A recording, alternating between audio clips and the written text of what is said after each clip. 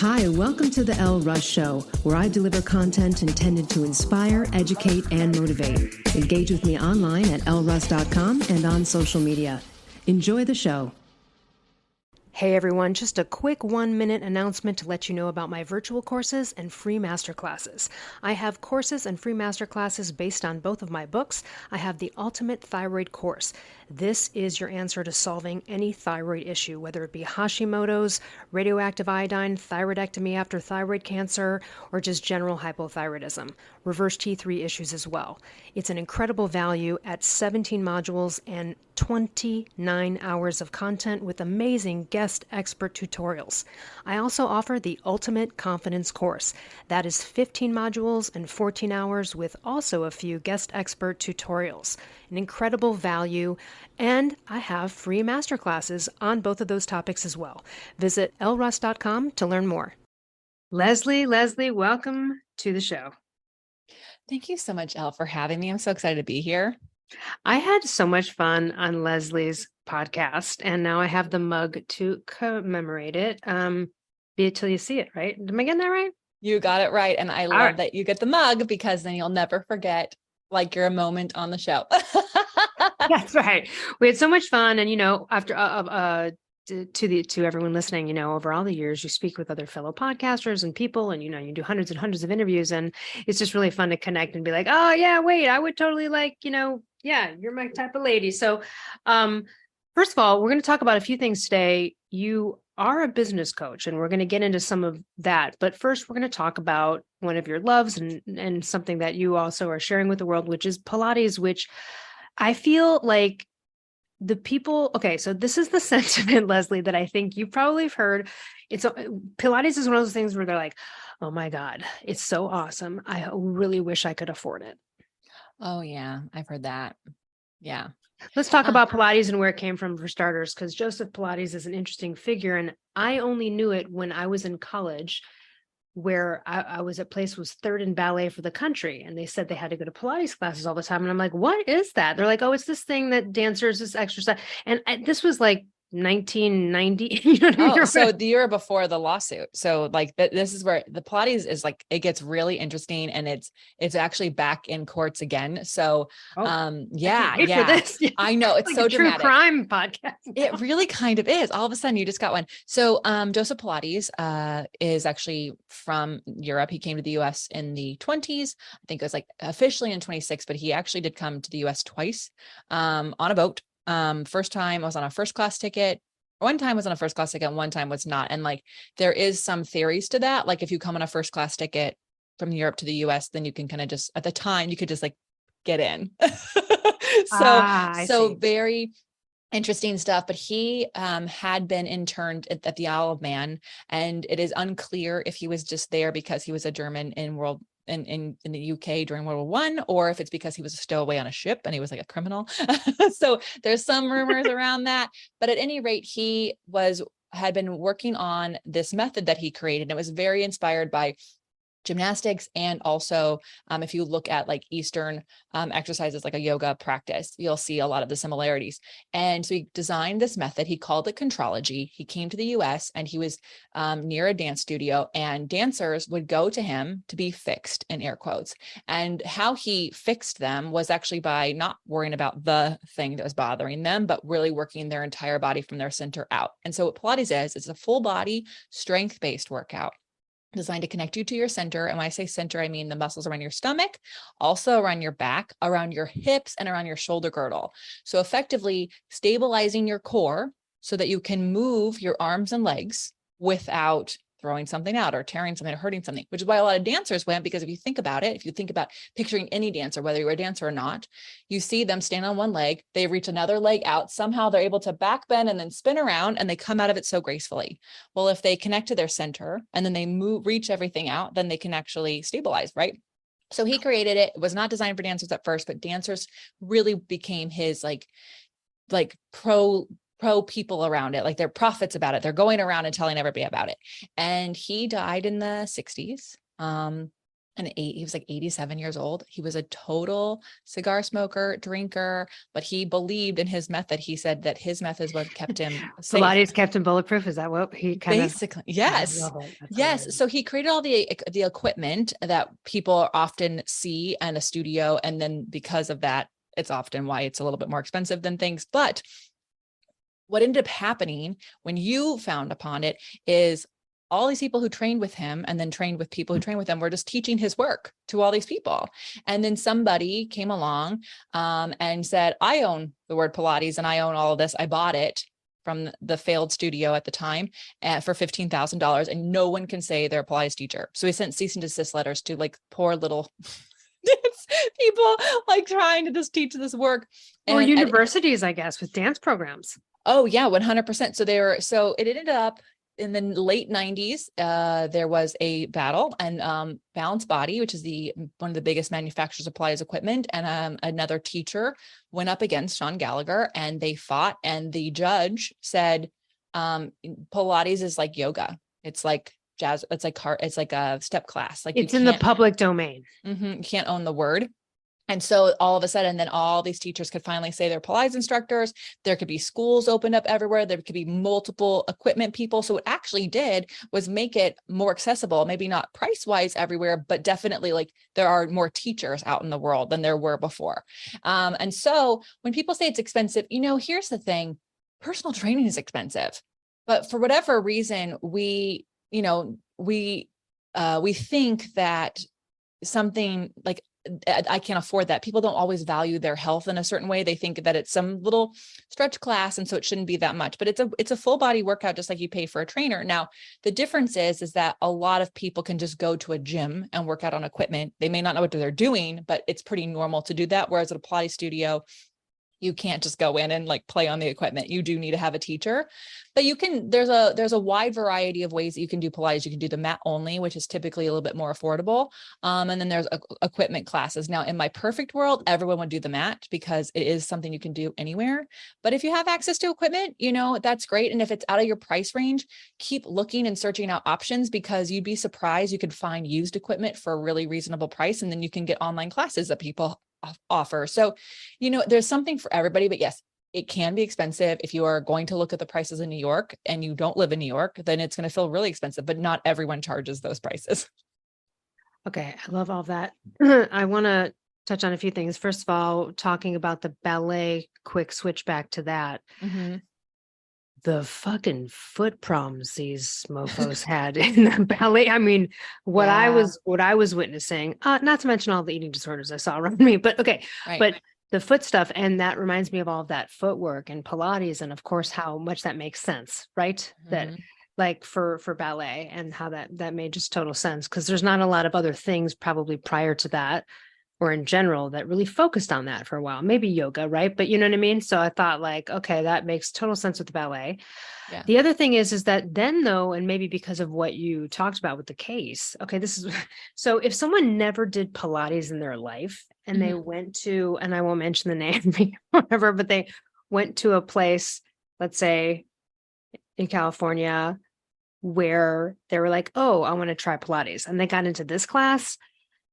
It's not traditional Pilates. It's a total messed up way. Look, I'm not saying it doesn't have value, crazy cardio, like really dancey, weird, like blasting me, like just a totally different situation, which I'm not bagging on, but it's not, I think. So I just want to say to the audience too, because I've done all of the different, do you know what I mean? And several studios in my life, and I freaking love it. And I want to say that if you're going to try it for the first time, go to a place that's teaching traditional with like the old school wood, like, right. Like, right. The verbiage. Yeah. No. Expand on that a little bit. Yeah. So I'm a second generation Pilates instructor, which doesn't mean my mom was a Pilates instructor. It means that my teacher was first generation, and next to him is Joseph Pilates. So, what does that mean for the average person listening to this? Nothing. It's not that impressive, but in the teaching world, it's very impressive. So there was originally what Joseph Pilates created, and then people changed the work. And so what ended up happening in the industry is there's classical Pilates and there's contemporary Pilates. Now, if you look at yoga, there is Ashtanga, and then there is yen yoga and kundalini, like that exists in other things. You know, when you have weightlifting, there's like power weightlifting, and there's, you know, there's a kettlebell, there's like, so it's not abnormal for workout regimens to have different, like a lineage or a different style. Where it gets tricky is that because there is not anyone overseeing what a Pilates person does, anyone can slap Pilates on an exercise, and all of a sudden it's Pilates, right? So there are pros and cons to everything in this world, and that is something that's a little frustrating. So those studios they are loosely based on Pilates, they are more of a metabolic workout, and there's nothing wrong with that. You should just know that's what it is. But there are some questions you can ask a teacher to make sure that when you take your first class, that you are setting yourself up for success. So first of all, when you contact the place, you should ask them how long the teacher's training was. You should hear things like it was 450 hours or 900 hours. Like you should hear hours, and it should be more than 450, or that they had a comprehensive training. This means that they were trained on all the equipment. If you find out that they were trained in that particular studio's modality version of it, and they can only teach at that studio, and they were trained over a couple weekends, that's a sign that it's probably not as close to a source. And that includes, yes. I mean, because like a contemporary studio, it teaches very different than me, but it can still be close to Joseph Pilates' source, versus some of these other ones do get a little bit out there. And that's fine. It's just not, you should just know that it's not it. And that's okay. Right. They can exist in their movement. It's really not it completely. And that's right. What it is, what we define that thing as when we talk about Pilates. And okay. So I'm a swimmer. I love swimming. Yeah. So Pilates, like, and, you know, I'm an athlete, that all of that equipment, but particularly the reformer, right, is, and again, I had to be guided, right? Because I couldn't like do it on my own. I mean, I'm not saying I couldn't learn, but if you put like a reformer in front of me right now, I could do a few things, but I would be like, oh yeah, wait, what was that? What was that sequence? What was that one thing? You know what I mean? I wouldn't know, but it is one of the best feelings, I think, ever. Yeah.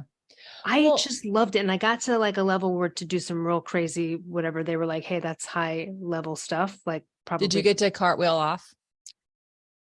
There's a No, backflip off. Oh, okay, you would love it. I haven't done a backflip off, but I definitely, it was some intense stuff, and I loved it, and the way that it makes your body and core. And then to be able to jump in a pool and swim after Pilates and or yoga, they both kind of do provide a similar symmetrical, interesting dance-like, wonderful elongated feeling in my body. And swimming just totally goes along with that. And also swimming is just that coordination necessary, sort of, it just all goes together, and I love it. And then I haven't done it since before the pandemic. I think dream is to have my own reformer, which is the life you're living. So live the life. I have an entire studio here in my house. And what I will tell people is, like, you don't have to be a teacher to go buy a reformer. Before you buy a reformer, please hit up, please hit me up. I don't want you buying some crap thing from Costco. It is going to be an investment, but here's what's really cool. You, just like if you went to the gym, you would like somehow learn how to use all the weights and use all the machines. You can learn how to do Pilates. And the way I teach Pilates on the mat and on the reformer, it is the classical version. And the reason I like that is, yes, you'll still need to be guided. Yes, you're going to want to like have a reference point to like go back to, but you can actually learn an order. Just like you would learn in Ashtanga, there's an order. You would learn an order, and you just do the order, and your body and that reformer will teach each, like they'll work together. And that is what's really cool, is like a lot of people want eyes on them. And yes, it is very important. Once a week, my teacher virtually, I get eyes on me, but for the most part, he is just sitting there letting me go through my order and he's seeing if what I correct, what my body shifts and does. And that does take time. And that's why it's called the practice. I think a lot of people, like, you would never think someday I'll have gotten swimming so well, I just stop swimming. No, you're probably thinking I'm going to swim until I can't swim anymore. Like, that's like, I love swimming. For whatever reason, when people enter yoga or Pilates or some other thing, they're like, okay, so how many sessions do I have to go before I'm done? It's like, this is a life practice, but you can learn it. And I do strive, like I'm on a mission that there's more bodies doing Pilates, because when you do Pilates, and you know, Elle, because you've done it, you feel freaking connected to yourself. You feel like a better person, which makes it so much easier for you to enter the world. And so if I can help people have access to Pilates, whether it's on the mat or on the equipment, then I know that if every week they show up and they do it, they're going to be a better person out there. Well, we talked about confidence on your show. And it actually talk about something that would raise confidence, because the skill it takes when you when you keep going and you get to more advanced things, the sense of accomplishment. It's how I feel about swimming as well. Like I get out of that pool and I feel like I could just like conquer anything. Yes. And that's what Pilates does. That's a level of confidence. That's that inner thing you're talking about. Really, it's a from like in your body, connected to your body in a confident way. Yeah. And also, if I ever do edits on my book, I'll throw that in there as one of the some freaking Pilates. As homework. I love that. Let me know. But like, what I also want to say, really quick is like, when you, it doesn't matter what size your body is. I do want to say, I know when people look up Pilates, they're going to see a lot of skinny white girls.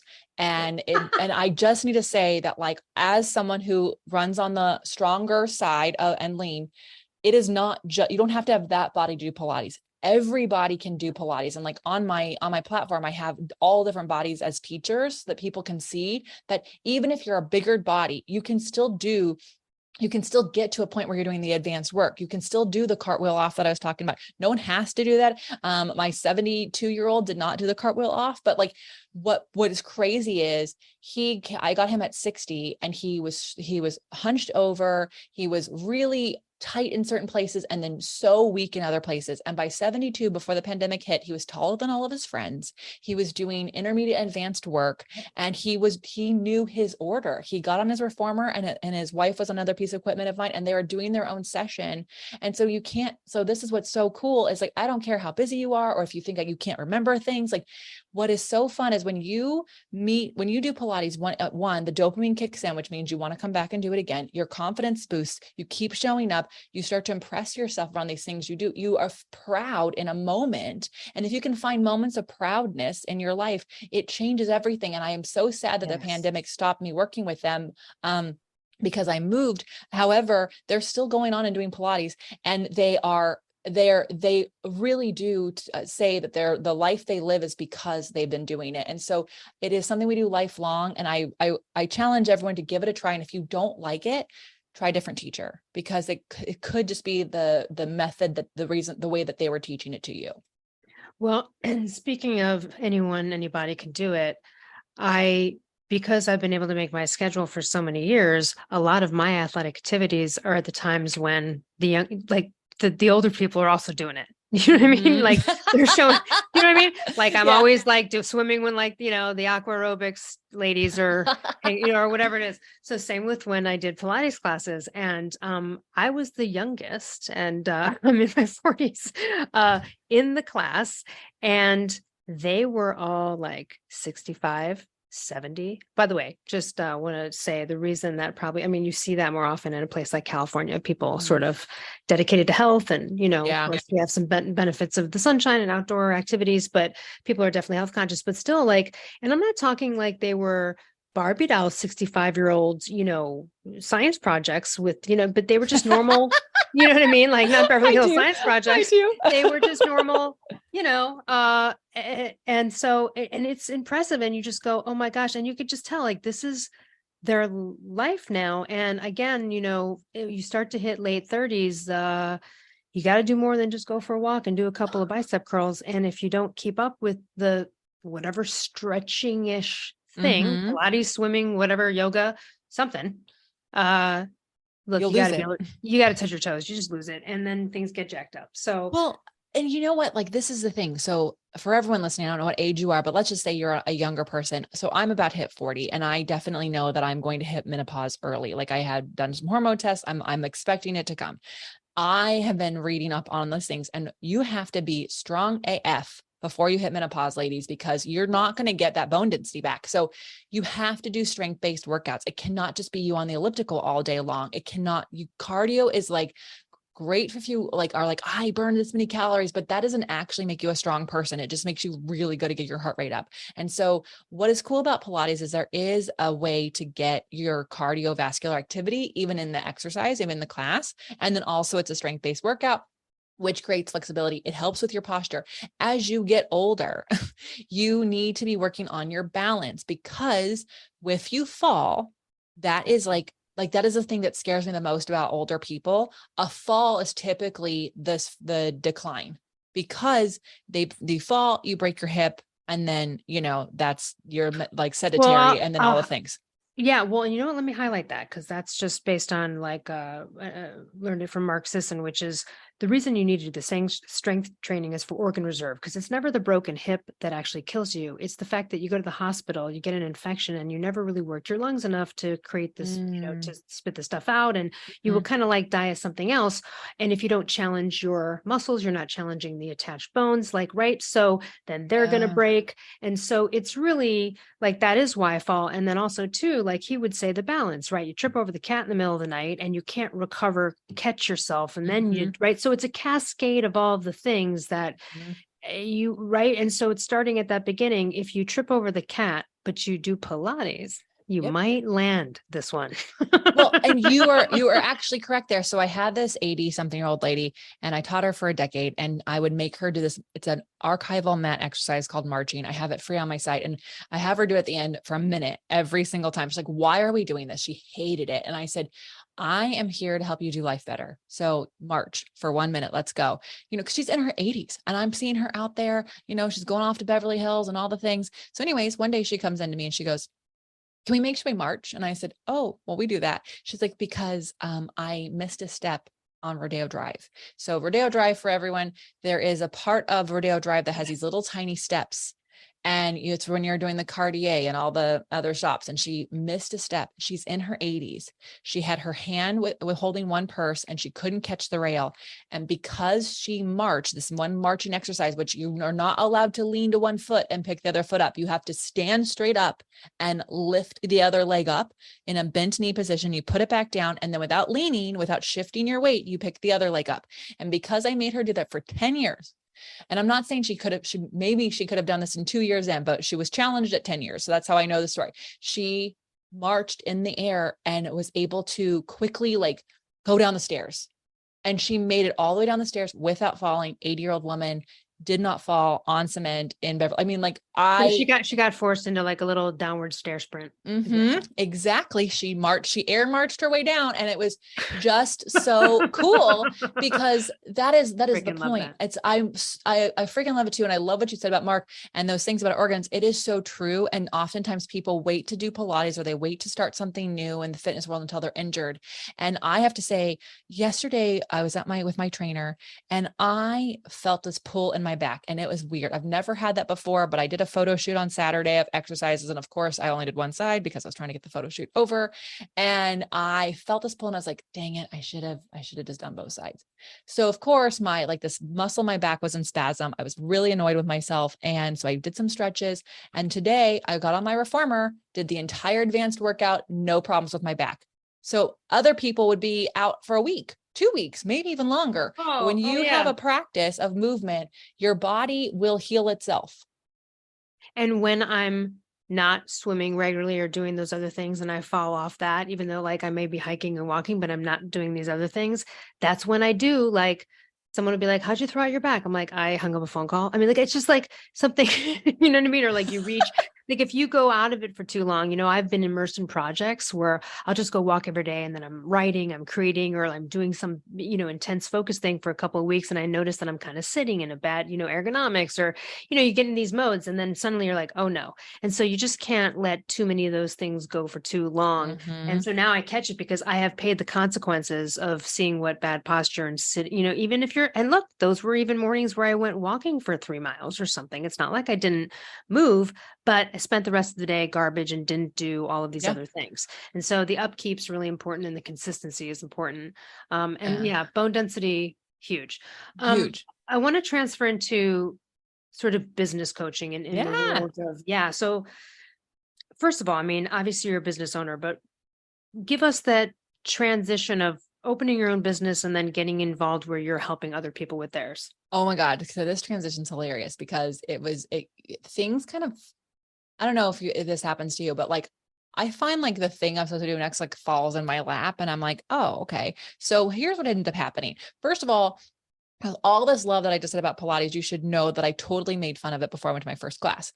And I said, that's a bunch of BS. It can't do all those things, but I went to the class, fell in love with it. Right now, what I was doing before Pilates is I was actually managing a high-end accessory store. And when I say high-end accessory store, I don't mean like, I wasn't doing the Cartier stuff, but I was at a store where like we had gifts and purses and jewelry went from $5 to $25,000. And a couple times I had pieces that were $50,000 in there. And so it is the stuff that like, there's a boutique in South Coast Plaza, which I was running. They had several locations in LA. So Fred Siegel, The Grove, Brentwood Gardens, and then Caesar's Palace, Caesar's Forum Shops. Right. So I was running these stores and one store, and then they would fly me to the other stores to help train a manager, things like that. That I didn't go to college for that. I just happened to be really natural at managing and leading people and selling. And I thought I was going to do that forever. And so even though I loved Pilates and I was going all the time, I thought it was just my workout. Well, when I transferred to LA, it was 2007. And so if we all are aware of the dates in the world, 2008 is when I became a Pilates instructor. And also when people did not go shopping.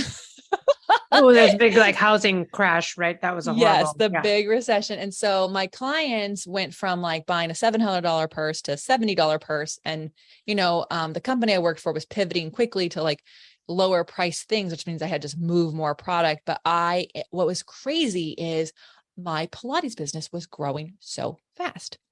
And I had a private business. And then people weren't sacrificing on health during that time. Yeah, exactly. That was the thing, they weren't cutting back. What is very interesting is that during 2008, 2010, boutique fitness actually saw more growth. Zumba actually really took off during that time. So what was really fascinating, I had a private business, and the people that I got, instead of selling them a purse, I sold them on showing up for themselves. I was like, no, you want this goal, you have to show up for yourself. And you're like, that purse isn't going to help you. Let's help you. Yeah. And that was just it. I was like, wow, I'm actually like helping people now. I'm not just like, retail therapy, but I'm actually like giving them their body therapy. And then I was working for a high-end fitness club at the time, part-time, because I wanted a mentor. And one of the famous Pilates instructors at the time was managing inside of a gym.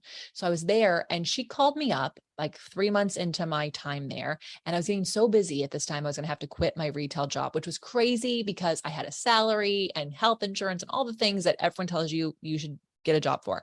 And she said, hey, can I ask you how you're converting every new client? So basically someone come in for a first time session and I'd sell them a package. I was 100% conversion rate, like all of them. And the way she asked it, I thought I was in trouble. I was like, right. I'm sorry. Am I being too pushy? Isn't that my job? Like, what is like, are people mad at me? And she goes, no, she's like, I just don't understand how you're doing it, because the best in the company average is 30% and you're at 100%. And so I said, okay, well, let me just see what I'm doing. I'm going to observe people. So I was observing people at the studio that I rented space, and I was observing people at the place where I worked. And I said, oh, here's the problem. Everyone's trying to sell Pilates. Can't sell Pilates. It's like trying to sell a purse. Like, I can't sell a purse. I have to sell them what they want the thing for. Why are they buying that purse? Why are they here in this moment? What do they want? And so really it was just about building trust. So what ended up happening is I got hired to teach workshops on converting first-time clients, not just for the company I worked at, but all of a sudden studios all over the world were hiring me because the world just traveled so fast. And then I got into managing clubs for this company. And because I did that, I was able to see the big problems in teacher training programs. So essentially, I kept seeing these problems. I just kept solving the problems. And because I took studios for this company from $15,000 a month to $50,000 a month in sessions, in like 500 square feet, I ended up just really getting into consulting for studios and helping, because I can't teach everybody. Not everyone's going to like me. I always say that. I'm like, I'm not a taco. Not everyone's going to like me. But if I can help this teacher over here, help her clients, the only clients that she's the best for, and this person over here, all of a sudden more people are doing Pilates. And so that started in 2010. I wrote a book in 2013. My coaching call started around this about 2014, but I was doing workshops in 2010.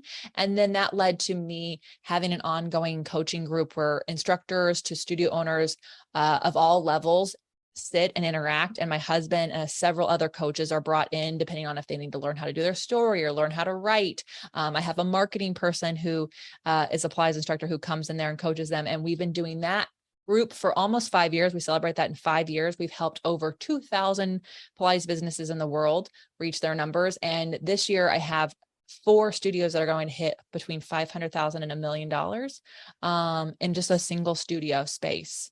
And that's, Okay. it's crazy. And I have to just toot my own horn on this one. I had 14 businesses in California during the pandemic, and not one of them closed, even though they weren't allowed to be open for about 15 months. Yeah, that's a absolute sign of success you can sustain. All right, I got so many things I want to throw out, ask you about that. So first of all, tell us the title of your book. Yeah, it's called Profitable Pilates, Everything But the Exercises. And by the way, if you're not a Pilates instructor, wherever I say Pilates, just insert hairdresser, massage therapist, any service-based business, it's going to apply. So one of the things I was thinking is, obviously you're very articulate and concise and amazing about describing a thing. I don't think anyone who's heard you for up until now would say, oh yeah, I could see why she was really great at sales and in general. Also Pilates, right? Easy to sell when you believe in it, and it freaking works, right? Yeah. No one's never not done Pilates for like a couple of weeks and been like, okay, that's garbage. No one said that. No one ever said that about Pilates. Yeah. And so, but here's the thing, even if you're not selling Pilates, I think I would say, like, hey, if you're passionate about whatever it is you're teaching, your thing, your product, then it's authentic and real, and it's not sales, really. Correct. Right? Yeah. So just wanted to throw that out there and see what you had to say about that. Yeah. I mean, I think that's 100% true. I've seen it not only in myself, because again, up until someone told me that I was doing a really good job at it, I didn't know how I was doing it. It wasn't a conscious thing. I was just really, I was so passionate about how it made me feel, and then people wanted to be around that. And I think for a lot of people, they think, oh, I'm a beginner at this. And then they're shy about it. And then there's that imposter syndrome around it. They don't have, as we've talked about before, the confidence in themselves. And the unfortunate thing is, in this world, is that certainty wins. If you are the most certain person in that room, passion 100%. helps with certainty. It makes people feel safe to be with you. No one is going to buy whatever you're selling. It could be a book. It could be a handbag, if you're not confident in that or passionate around it, because people don't want to be around that. Again, it's funny, the use of the word certainty. I love that. And I would just add to that the others, which is, confident people speak with authority, right? Authority sounds, though, a little bit too like my negative connotation, but again, it's still what you're saying. It's that clear certainty. And again, that's confidence. We trust people who are confident because we're confident in their confidence in themselves. Like it's right. And so you embody that. And so if you can work on that, you can really succeed at anything, but certainly any business, and what you have to offer transcends, again, like you said, you could just insert whatever business you're running. Oh yeah. And whether you're a coach or you're a teacher or something like that, like people, you have to build trust. And so another thing that is interesting is that when it's in person, anything, the trust build is much quicker. Yes, you have less leads. Like there's just going to, be fewer people that are going to come across your door for that in-person thing, unless you've got some sort of lead magnet that's really amazing. But when they do come into your door, they are 60% more likely to already be purchasing whatever you have to offer. So you don't even really have to do too much, because they're already like, they decided enough to show up for this first free class or the intro package or whatever it is. So you just have to make sure that they can trust you, which means look them in the eye, ask them why they're there, and then show them how whatever it is that you have to offer is going to help them with a thing that they wanted help with. Well, now I'm thinking of that scenario with someone who's got the person comes into their place of business or studio or whatever. And if the person isn't confident or feeling good about it, then it's sort of a detached moment where the business owner would be more worried about how the conversation may play out versus actually just connecting in the moment with the fucking person, which is just right. Like, and again, maybe just that is the notion of sales tripping up people because they're nervous and weird about it. And it doesn't freaking have to be. It does not have to be. And also, like, you don't have to go take a sales course on like, here's your sales script. It doesn't conversation goes as planned. Well, Like and in this fact, doesn't like, work that don't, way. like, yeah, like, don't go buy those, right? Like, because there's so many canned things that it's like, again, being authentic is original to whoever you are, right? To whoever Yeah. who that person is, and finding that uniqueness is better than, coming up Yeah. with canned responses. And make sure they know your story. What is the reason why you're doing what you're doing? How did you get there? What problem did it help you solve? Even if it's not the same problem that they're there for, just them hearing from you that it solved your problem means that it's going to solve a problem. And so they're more likely to resonate with you. People really do love a story. And so, don't be afraid to tell yours. But I think, you said authenticity. Being yourself is really like the best thing you can do. Yes. It is the Yes. best thing you can do. And try. And I think what happens, especially when people are newer at their business, not necessarily new at it, but that particular thing is, or if they're in need of new clients, is they get a little desperate.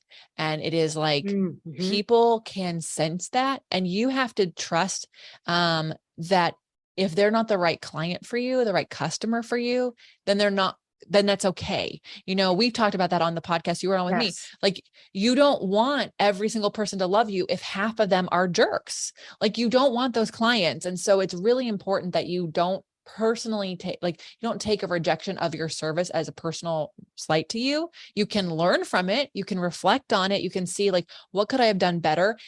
Or go, oh, wow, actually looking at this person's needs, like they want something 7 days a week. I don't work 7 days a week. Thank goodness they didn't buy this package, So if you can just really get clear on your values and what your offerings are, and then be okay with some people are going to say no, and that's okay. They weren't supposed to be with you. Yeah, well, I mean, again, business mindset, right? I mean, that's really what this is. Oh my And gosh. part of that, aside from the confidence we just mentioned, is you're talking about that desperation. And that is such well, again, if one can put themselves in a situation where they can relax about that for a while or at the beginning, either way, you sort of have to get yourself to that point of faith. And I'm not talking about faith in God or whatever kind of faith you want, but faith that you'll prevail, faith that the right people will come to you, versus having all the energy focused on the desperation to like get and count clients. Like, so I've done many releases in my life, like books or courses or like, you know what I mean? And it's so funny when people who aren't on that tip will be like, so like, how do you what? And I go, I don't care. I'm not worried about it. Like, it's not like I'm not paying any attention to that or not interested in sales. It's just not this like, how does it, what are my book sales like 2 seconds after releasing the book? Like, it's just, you know what I mean? Like the next day they're like, how it's like, I totally have faith. And I did that every time I've done that. It just is, it exponentially is successful. Yeah. Because I'm not in the resistance of the desperation of like, are people writing good reviews about me? When write numbers, I got to check the numbers, like how many books myself. It's not as stressful. In fact, I sometimes don't even find out how awesome it is until later. Like, it'll be like, wow. And someone will be like, oh, by the way, this happened. And I'm like, oh, that's amazing. Like, that's great. Yeah. Well, and that's also like, I think if you are listening to this, like, oh, I want to be like that, there is some part of that just comes with time and trust. Yes, and that means like if you are a newbie to your business, you have to learn it's not as precious as it feels. You have to like trust that like you're going to make mistakes. You're supposed to make mistakes, and you will make rules, boundaries, things around those mistakes so that it gets easier. But my goodness, like I used to, if we sent an email with a typo in it, I would lose my mind, and I don't even type correctly. I sent you a text and I was like, well, that's not capitalized and there was no commas there. So that's great. I hope she can read it, but like back then I was like, oh my God, this has to be perfect. And the reality is that perfect is boring. And rolling with those mistakes is just going to help you learn better. And when you're new, those mistakes are not catastrophic. You have like maybe 10 people on your list, maybe 20 people know what you do for a living.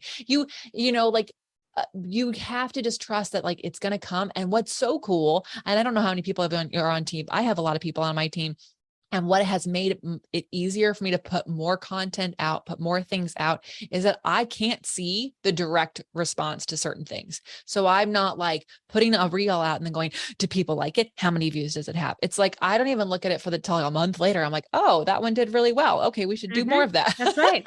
Because that's just confidence and faith. And, you know, you Mhm. already put it out into the ether. You're like, here, I'm doing this thing. And you know what? We'll see what Yeah. happens, but I don't need to check it every 5 minutes to be like, oh my God, it went up 10.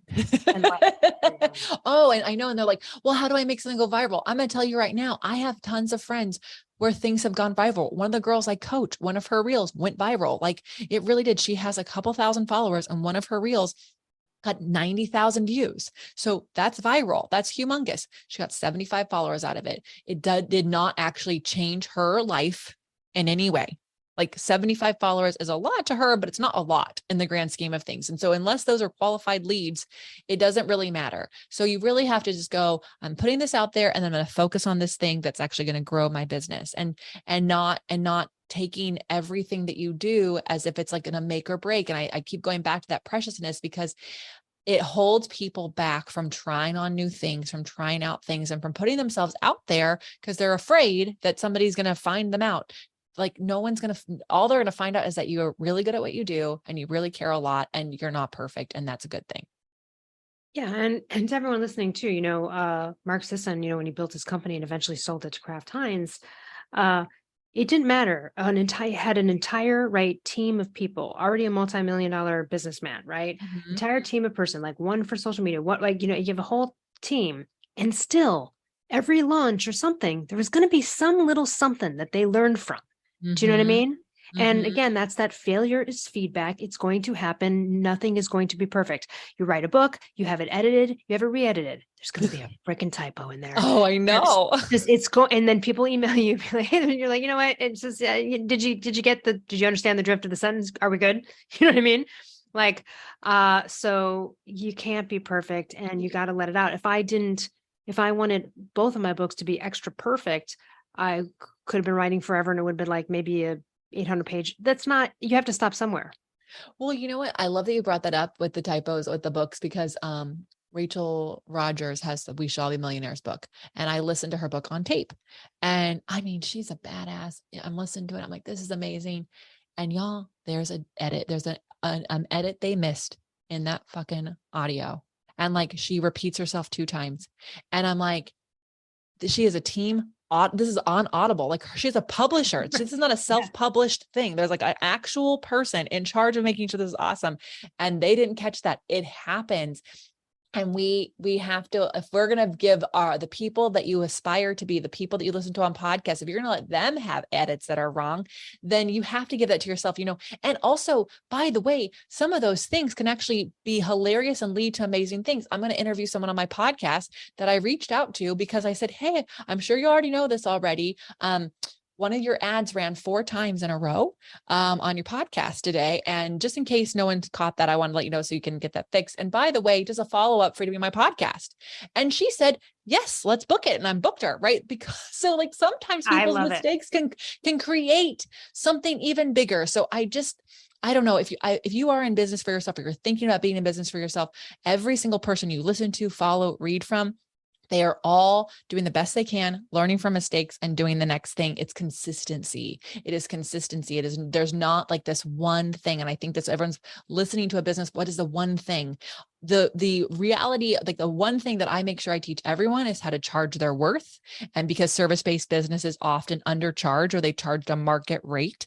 And so that's something I'm really big on. But other than that, you can, and even then you can still bounce back from mistake in the rates you charge. We just have to, work a little harder, make some changes, raise some rates. But truthfully, you can bounce back from any mistake you're going to make and be stronger for it. I love it. Tell everyone, we'll put everything to connect with you in the show notes, but tell everyone how can we benefit more from you and your work with all of this stuff, including the business coaching? Oh, thank you so much. Well, so if you want to do Pilates with me, onlinepilatesclasses.com. Is where I have mat only classes, reformer and mat classes, and equipment classes. So if you have access to equipment, we have those.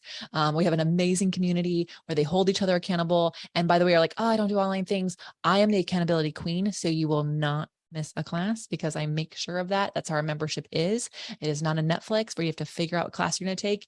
We've really dialed that in. So you only have up to 6 classes to choose at any given time, depending on your membership. So it's really, really easy for you to show up, do your practice, and go. And then you can also do business coaching with me. It's called profitablepilates.com.